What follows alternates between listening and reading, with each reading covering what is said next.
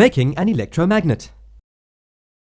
Let us make an electromagnet using a few simple objects.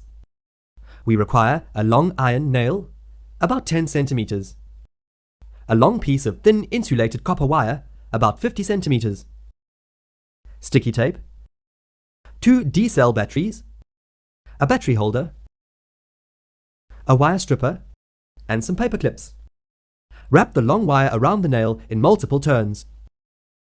Apply the sticky tape so that the wire is held tightly. Use the wire stripper to remove the insulation at the ends of the wire until you see the shiny copper wire. Attach the bare ends of the wire to the terminals of a battery.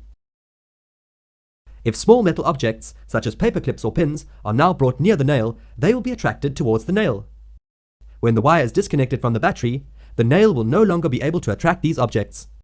Thus, an electromagnet produces a magnetic field only when a current flows through it.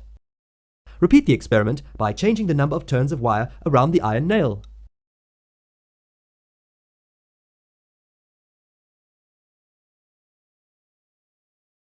We see that the electromagnet attracts the clips from a greater distance than when the turns on the nail were fewer.